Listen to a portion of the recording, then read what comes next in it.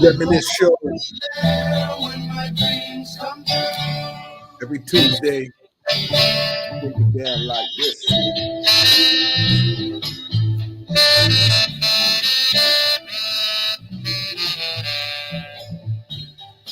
Man, it's every single time, man. Every single time. Non-stop, man. Showing mad love, man. Reminisce Show, carrying the traditions of Sankofa, because sometimes we got to go back and collect what we may have forgotten. So, out here, stolen from Africa, hit story, Reminisce Show, Logik, Mind Bender Supreme. We are here. We are here.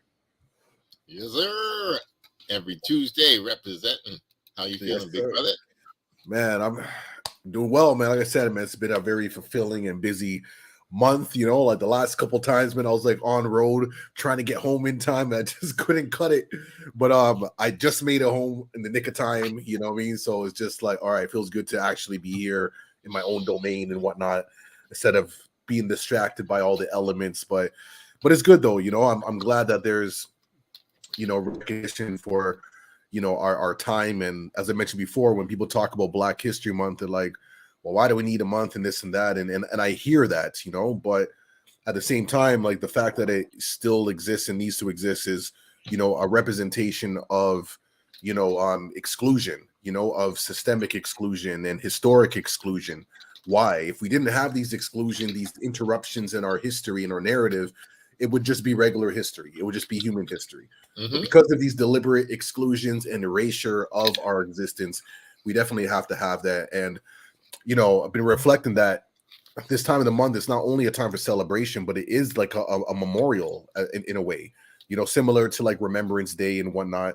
So it does bring up all these different things, you know what I mean? And kind of, it's like a reset for me, you know, that leads into Emancipation Day.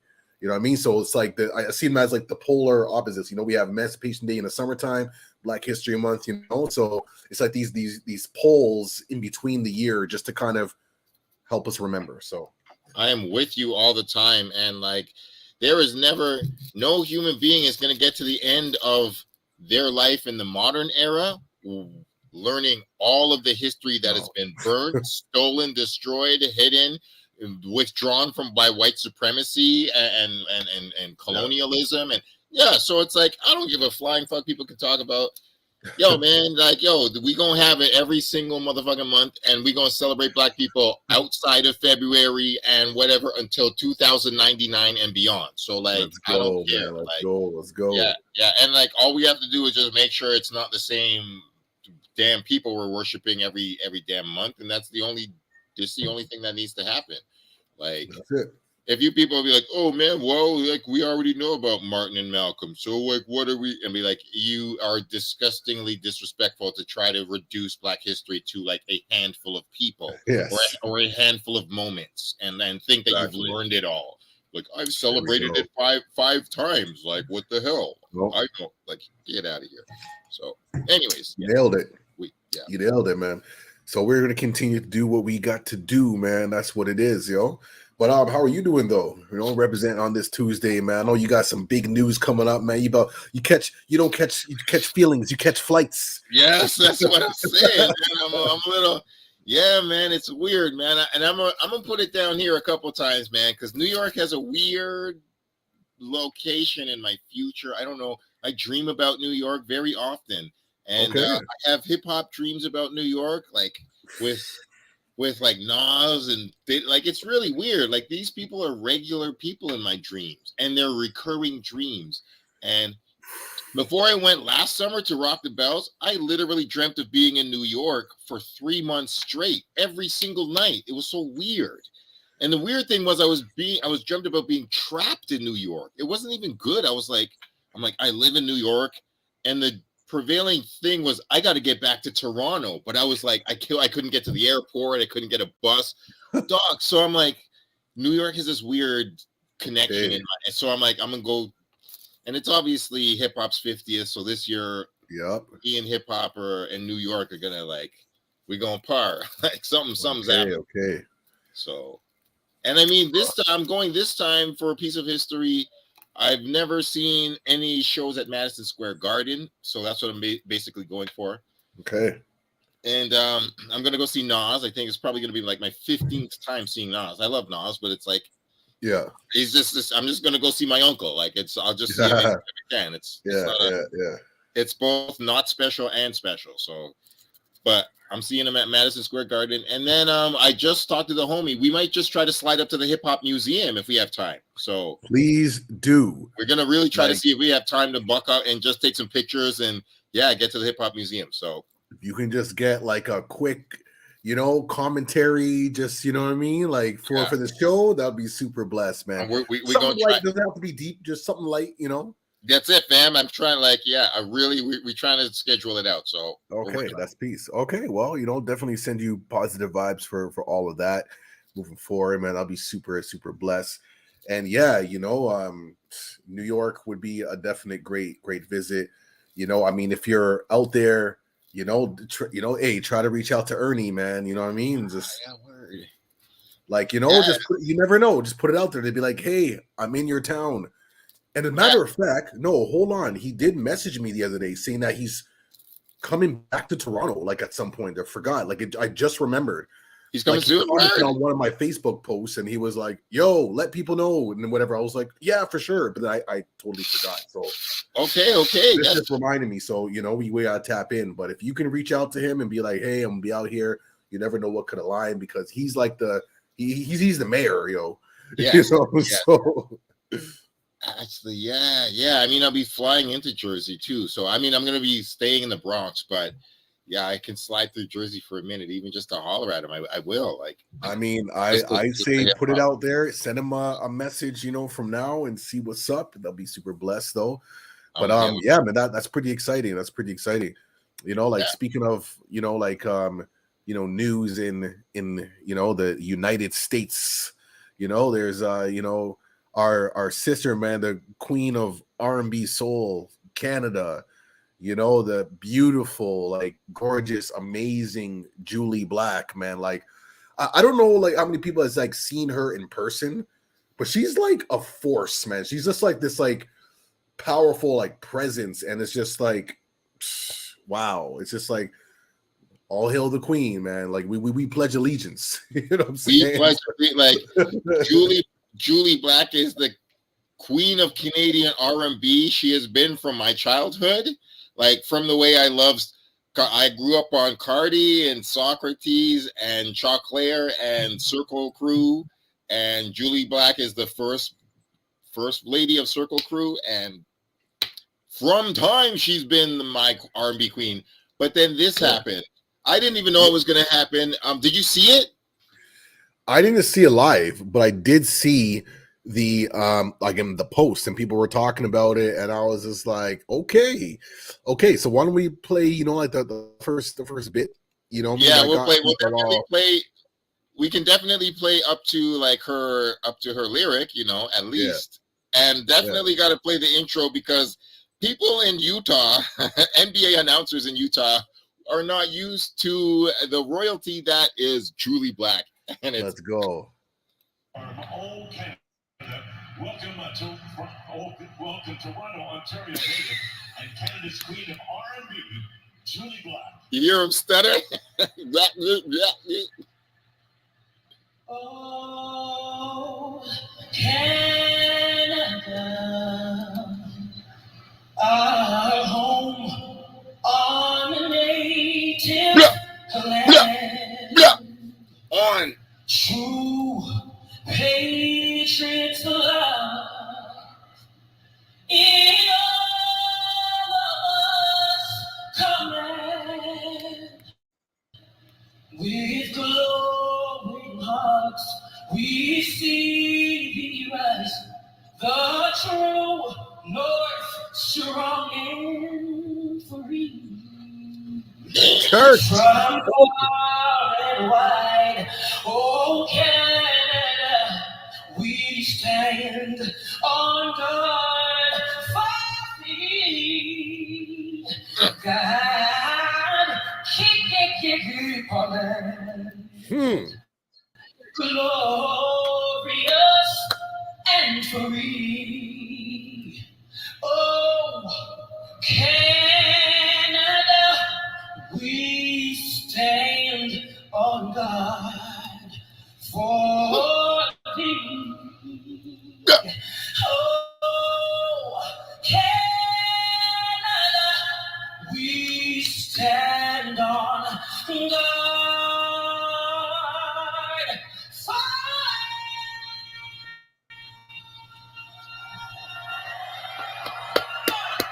thee. Woo! Yo, Truly black. oh man, yo. Honestly, I didn't watch it in its entirety like that. I just saw the clips and what people were building on. Yo, yo. You know what it reminded me of? Like, she got that like Whitney Houston like spirit in that. And it reminded me of like, like when Whitney sang like the Super Bowl, you know what I'm saying? Like it's like up them levels. That level. It's Oh, up there. It's up there. Most people I see are like, that's the greatest rendition of "O Canada" ever. A lot of people are like, blip. Like, I as far as the singing, that, even before she switched it to big up the indigenous, I'm like, Chuck D said that, so like great. man, I would love to see that rendition of the national anthem, like that exact audio clip just played in schools. You know what I mean? Like the beginning of the day where they do, the ritual and whatnot. Hey, that's a beautiful thing. Now, there's been a lot of controversy. Talk about You know what I mean? Or, people who have some words for her and seeing that, I can't remember some of the quotes, but essentially saying that this is disrespectful and, shouldn't be changing the lyrics and whatever. But then, there's a lot of people who are like, this is great and it's bringing a lot of attention and bringing us closer to reconciliation. I'm still not sure what that word actually means, but it is bringing native voices and issues to the forefront, to a world stage, which I think is beautiful. And if people are up in arms, that really shows how much further we are. Like the more, for example, like I remember when like land acknowledgements just became a thing. And in the beginning, I was like, yo, this is kind of like tokenized, and like, I mean, does it really like do it? But you know what? The more I hear it and the more spaces I go, I'm like, you know what? This is actually beautiful because now it's becoming normalized. You know what I'm saying? Yeah. Like, so even, and I noticed that like more people are becoming a little bit more intentional with it, right? Because they got past that redundant, repetitive, and stuttering over the words. They're actually taking time out to like, pronounce, the correct, words and whatnot, and the identity. And it's becoming a little bit more like intentional, So, we fast forward 10 years from now, it's going to be like even more deeper. It's going to be like, no, like now we need to like bring in the indigenous people. So like yes, we have to actually bring them into our spaces now. Here. Yeah, it's like, what have you done? You've lived your whole life on North American soil. Indigenous people have been fucked over forever. We are still here. What have you really, really done beyond talk? So hey, this is an opportunity to contribute some money. Sign up for something. Let's like weave the healing on a higher level, because like we like, and it's so good for the soul, man. Like when you see even like Julie Black singing this, it's like it's so good for the soul. It's the right thing to do, and it's progressive. It's moving forward, and it's facts. I think I saw a Complex magazine. They were talking about Julie Black, and I think she had like a response to that. And she's like, yo, like I'm speaking facts. And to me, that's as far as she needs to say. Like, to be honest, she doesn't even have to say anything. Yeah. You know what I mean? But because it blew up, it went viral and people are talking about it on the news media and stuff like that. They're not even talking about how amazing she sang. It's that one little line they got to focus on, One word. It's amazing. It's amazing. And it's like, she's got truth, justice, and history on her side. The majority of people are like, I ain't got a problem with that, man. We still on native land. Yeah. Big up to Julie for recognizing it. So like, the only people complaining are like mad L catchers, man. They looking mad stupid. And I'm like, yeah. Well, because Really is look, let's clean. break this down because as we're talking, it's getting me thinking. That when we hear the lines "our home" and "native land," that could be open for a lot of like interpretations. You know what I mean? Because then it's like native land that could be interpreted from the context of like the settlers. You know what I mean? Because like settlers are now here, and it's like, okay, well, this is our land. We're Canadian. When you think of what Canadian looks like, Indigenous people are not the first face that comes to mind. So it's like this is our home and native land. So we are native to this land. Like that's how it could be interpreted. So I mean, people can say that, oh well, we're given correct, but when you say our home on native land, then it's like, who are the natives to this land? Yeah, that's really what it does. That's really it sparks the question, because you can't quote or misinterpret that. Because if we're talking about our home on native, so it's our home. This is where we exist. Okay, that's fair enough. But our home is on native land. Then who is the natives of this land? That's a very important question. If it was for real, it would not. The old Canada anthem would not be in English. It would not be in English. The real natives would have a different language, and the anthem would have been 700 years ago.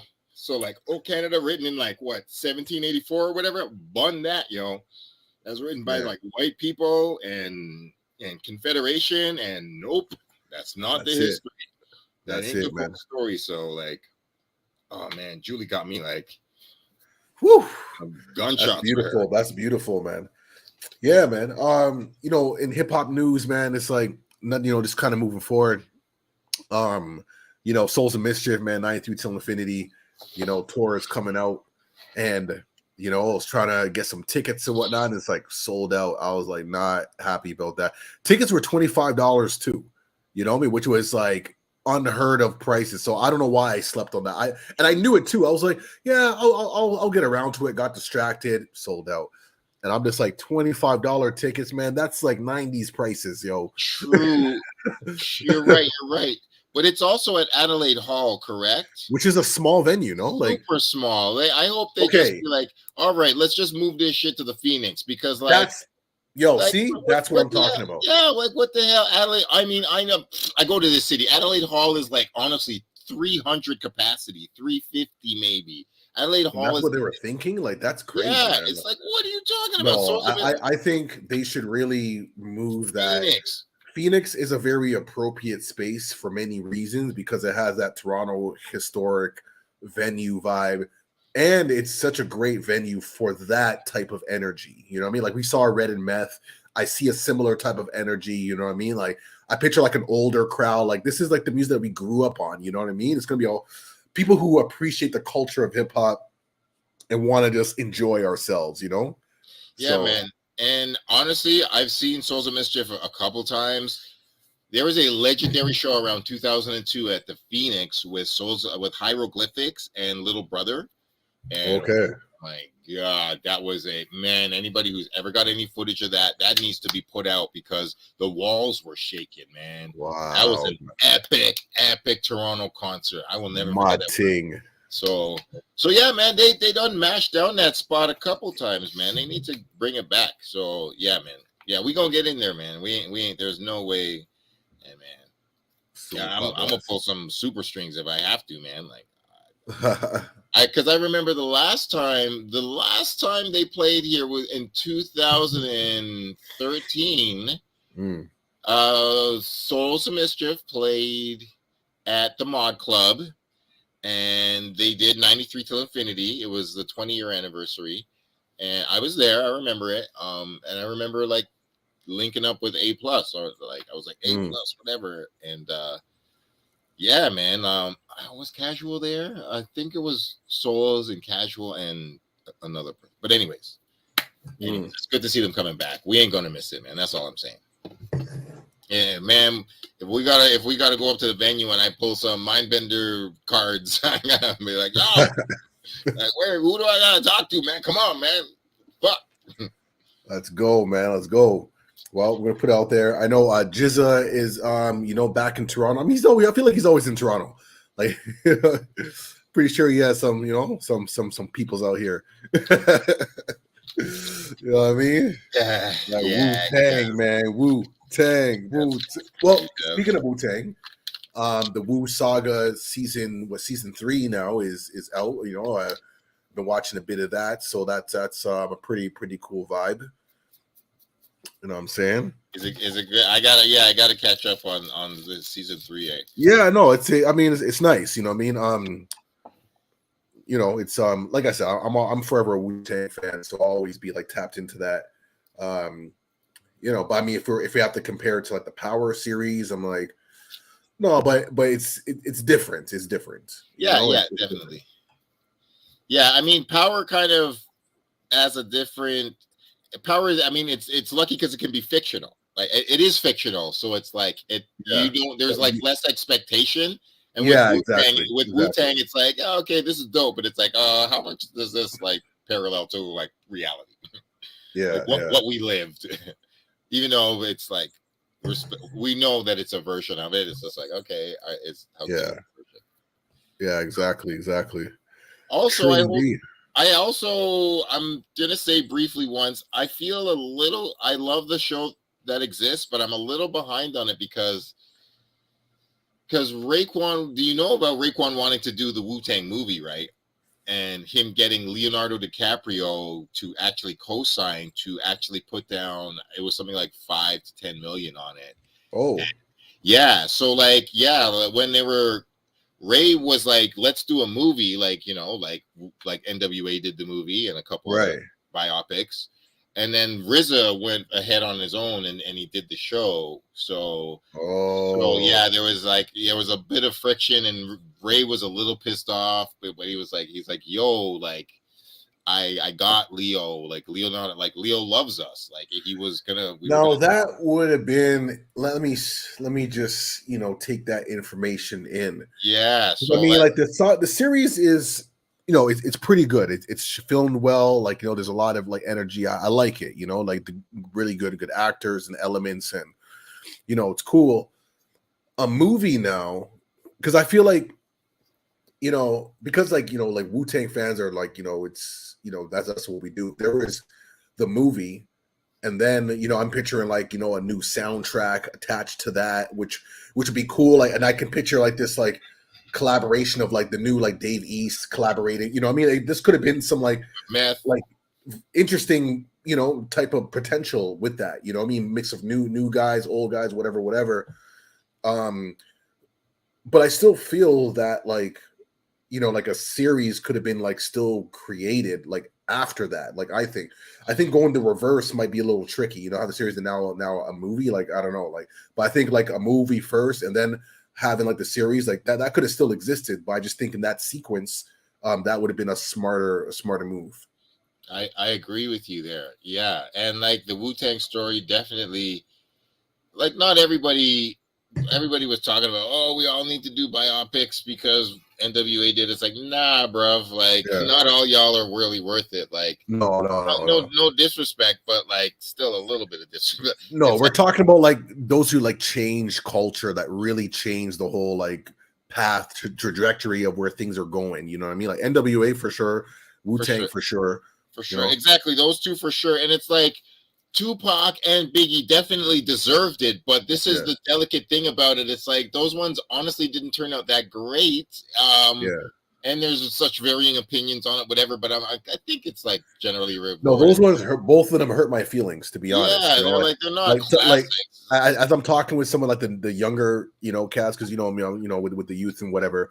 I mean, they enjoyed it but to me, I'm like, y'all just don't even know any better, man. So like, of course you're gonna like it, like whatever. Exactly. But for someone like myself, I'm like, I love biopics, you know, I love documentaries. So like, I'm looking at it from a very high standard space, and these are like artists that I adore. You know what I mean? Like Tupac is like, that's like my guy. You know what I mean? Yeah. So I remember when that came out in the theater, man, I fell asleep, fam. Word. And I don't fall asleep in movies, like, but I fell asleep in that one. Yeah, I feel you, fam. Like it was just not it. Like I get like the guy who played Pac kind of looked like him. Okay, that's cool. Like, they had the look, but yeah, like the way they were telling the story was fucked up. It's fucked up. I'm with you, man. I'm like, fuck you. Like, okay, you have somebody who really looks like Pac, but it's like that's not enough. Like It's not enough, man. the same way you had somebody that like looked like and sounded like Big a bit. Yeah. Like it's really not enough. It's like, okay, you got the thick baritone, okay, that's cool, and it's a husky dude, okay, but like you need to tell the right parts of the story. You need to like we're out of the realm of music now. If you want to do this right, you really have to fucking have good directors and good camera people and a good fucking budget and a good script and like and like the actors can't just be like, I look like this person, it's enough. Like they have to really take it seriously. Embody it, man. Totally get into it. Yeah, for real. And like, because man, even like I remember in the Anthony Mackie pretending to be Tupac and the Biggie. It's like that was fun. I was like, yo, you're tripping, man. Like you're just like it's just acting all crazy. Like that's not Tupac. Like this is so man. Yeah, there's like they need to get it right. So anyways, we'll see what happens. It's all good, man. Any other shows like on your radar coming up or? Killer Priest is here on Wednesday, but I'll be tomorrow. Killer Priest is doing a show tomorrow. Oh, I'm gonna be OT too, man. I'm gonna be out in Muskoka, man. You know. Oh shit! Really? You know, like in the snow, man. Got my onesie snowsuit and all that. Oh man! Well, DJ, shout out DJ Merciless. Merciless is peace. Yeah, and Lord Fury. They got Okay. They got a Killer Priest coming through. I wish I could be there. Let's see. Oh man. Who else? I don't know. I felt there was like a couple other shows happening, but anyways, there's this interesting piece of. Let me share this up properly. What you got, man? What's this interesting piece? Especially talking about the NWA movie, because that was one of the dope things that that maybe was superior to all the other biopics. Like actually having Ice Cube's son play Ice Cube was dope. That was a really good look.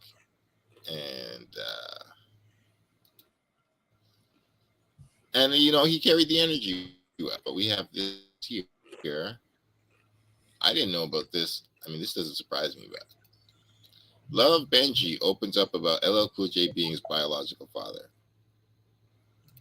It takes a lot of courage to be able to talk about this now at the age that I am.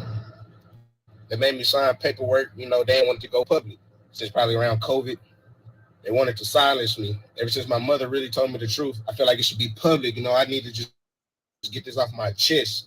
Thanks to you too, man. James Smith. That's what I know him as. Father, great man. But many of you probably know him as LL Cool J. Blocked me from all social medias. I tried to take trips to see him. Him, his beautiful wife, siblings, brothers and sisters. I never knew why I wanted to make music, why I wanted to be an actor, why I wanted to be these things. Turns out my father is LL Cool J. I'm blessed. I'm thankful. He'll send me money every now and then, but it ain't about the money. Bless me with the charm, the ladies, the charisma. I really didn't want to take it here and have the blogs blow it up or nothing like that. Since he blocked my number, I haven't heard much from him. I feel like this how I'll be able to reach out to him. That's my truths. Let me know, Dad. Stay smooth. Bless. Let me know, Dad, with the licking of the lips and all. Yo. Okay, well, I don't necessarily need like a DNA test to know, but there's a lot. And for me, like when these stories come up, like who would go out of their way to pretend like they're not that? You know what I'm saying? Like, I don't know. Maybe some people do it for clout or whatever, but I don't think so. The way how he's describing it, and saying how he's already sent money and things of that nature, I'm like that, like hush money, and I don't know, man. Like it's that stuff, and like it's some the way he carries his energy. I believe it for now until it's unproven. Yeah. It's like, I have LL Cool J's book, I Make My Own Rules, and he talks about, he really tries to downplay it, and it's really, it's his own choice, but I find it a little disingenuous. there's like 9 or 10 chapters, and there's one chapter on sex, and he's like, yo, I feel real bad about this. I'm not like this. I'm a family man. I'm married with kids. Da, da, da, da, da. And it's like, bruh, ladies love Cool James. Like you are one of hip hop's biggest sexual icons. So like, okay, he is like your OG. Yeah, exactly. Exactly. You've transitioned out of that, but like you can't hide your history, all of it. Like you're like one of the sexiest men in American rap history. As far as superstars go, you're more a ladies' man than all the other people in the 80s. Facts. And maybe even the 90s. Maybe all of them. All of them. So it's like he had a solid run. It's like, yo, whenever anyone Rakim, KRS-One, Chuck D, whatever, they weren't sexual dudes the way LL was. And it's like, bro, so like when this history comes out, you can't hide from this. Like this makes perfect sense that you have a lost love child, bro. You're LL Cool J. And the dude looks a lot like you, man. I mean, very strong. Very big, man. Yeah. And he sounds like in his voice, he sounds like he could be like, he sounds like he's like 75% LL Cool J, 25% his mother. He looks, lick the lip. I'm like, bro. Yeah. And he doesn't sound like he's on some cheat. He sounds like I just want to square things up and like reconnect. Yeah. So I believe it. I believe it until LL was like, this a DNA test proves you are not the father. I believe this.